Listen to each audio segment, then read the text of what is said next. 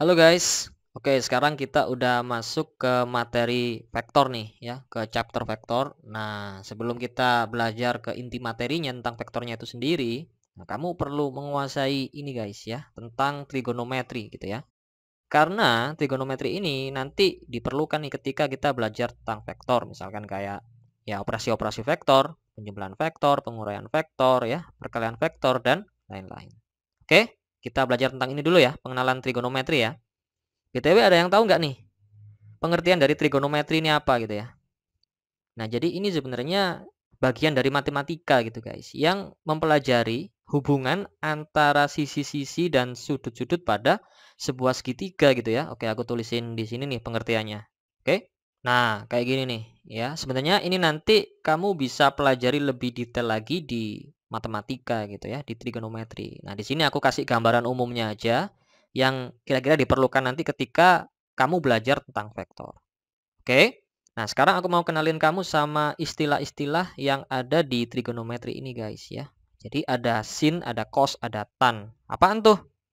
Oke, jadi misalkan aku punya sebuah segitiga siku-siku ya. Aku coba gambarin di sini. Oke, misalkan kayak gini nih, siku-siku di sini nih, guys. Ya. Nah, misalkan di sini aku kasih besar sudutnya anggaplah alfa. Oke. Nah, ini guys, sisi di depan sudut alfa ya, yang ini aku namain sisi depan atau aku tulis D gitu ya. Nah, yang ini kan di samping sudut. Aku kasih nama samping atau sa gini ya. Nah, kemudian yang hipotenusanya, yang sisi miringnya ini ya udah miring. Oke. Nah, tadi kan aku sempat sebut ini nih sin ya kan? Maksudnya sin alfa ya. Cos, cos alfa sama tan alfa. Nah, jadi sin alfa ya itu adalah perbandingan ini guys, sisi di depan sudut alfa ya, depan dengan sisi miring. Oke? Nah, jadi sin alfa, alfanya ini sudut ya, satuannya derajat gitu ya. Ya nanti juga ada satuan radian, tapi ntar aja kita pakai derajat dulu ya. Nah, sin alfa, sin sudut tertentu ini itu merupakan perbandingan sisi di depan sudut ini dengan sisi miring gitu ya. Kebayang ya? Nah, kalau cos itu perbandingan sisi samping sudut dengan sisi miring. Oke? Nah, kalau tan depan per samping ya. Depan per samping. Nah, sebenarnya ini sama aja dengan sin alfa per cos alfa gitu loh, tan ini ya. Kok bisa gitu? Iya, karena kalau misalkan kita jabarin nih, ini depan per miring ya. Oke, dibagi dengan samping per miring ya. Nah, kan miringnya kecoret, akhirnya kan sama aja dengan depan per samping. Oke? Nah, jadi sama aja dengan sin alfa per cos alfa gitu ya. Nah, ini nih ya nanti banyak kamu temui ketika belajar tentang vektor ya, terutama sin alfa sama cos alfa ini gitu loh. Oke. Nah, cuman kamu harus juga hati-hati guys ya. Ketika nanti sudutnya berubah gitu ya. Misalkan sudutnya di sini theta gitu ya. Nah, depannya nggak lagi ini. Depannya itu ya depan sudut gitu ya. Yang ini depannya nanti yang sini. Sampingnya yang sini, miringnya yang sini. Kebayang nggak? Ya. Oke, aku kasih warna yang beda nih. Kalau tetanya di sini, depannya sini, ya. Depannya di sini, ini sampingnya di sini. Nah, miringnya tetap gitu ya. Jangan sampai keliru, guys. Oke? Kemudian biar gampang ngafalin ini, depan per miring, samping per miring, terus sama depan per samping, aku biasanya pakai gini, guys ya. Pakai kata-kata gini nih. Demi suami, ya. Demi suami pulang ke desa. Oke, demi suami pulang ke desa. Deminya itu depan per miring, suami samping per miring. Kemudian desanya ya depan per samping ini gitu. Oke. Nah, setelah kenalan sama istilah-istilah di trigonometri ini ada sin, ada cos, ada tan gitu ya. Sebenarnya masih ada 3 lagi nih. Ada kosekan gitu ya, ada kosekan, ada sekan, ada kotangen gitu loh ya. Aku tulis di sini nih, kosekan ada yang nulis kosek, ada yang nulis CSC gini ya. Ini sebenarnya kebalikannya sin guys ya. Nah, ini sama aja dengan miring per depan gitu. Oke. Kalau cos kebalikannya itu sekan ya. Nah, ini sepercos ya kebalikannya miring per samping. Oke. Kemudian kalau kebalikannya tan itu kotangen ya. CTG ada yang nulis kotan juga sih ya. Aku nulis CTG aja ya. Ini 1 per tan alfa.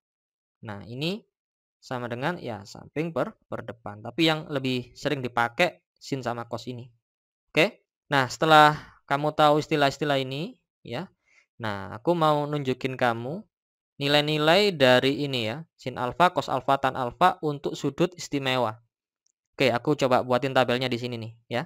Nah, ini nih guys ya. Jadi tabel perbandingan trigonometri untuk sudut istimewa. Jadi yang ini perbandingannya ya, sin cos tan. Nah, yang ini alfanya nih. 0, 30, 45, 60, 90. Nah, sebenarnya ini kelihatan banyak banget yang harus dihafalin gitu ya. Nah, sebenarnya enggak juga guys ya. Kamu cukup ngafalin yang sin doang ya. Yang sin aja yang kamu perlu hafalin gitu loh. Yang ini doang ya. Jadi kalau alfanya 0 ya, maka sin 0 itu nilainya 0. Oke. Yang dimaksud itu yang ini, alfanya yang ini nih. Jadi ini alfanya nih ya. Nah, kalau sin 30 itu setengah, sin 45 setengah akar 2, sin 60 setengah akar 3, sin 90 1 ya. Nah, jadi maksudnya gini, misalkan 30 gitu ya.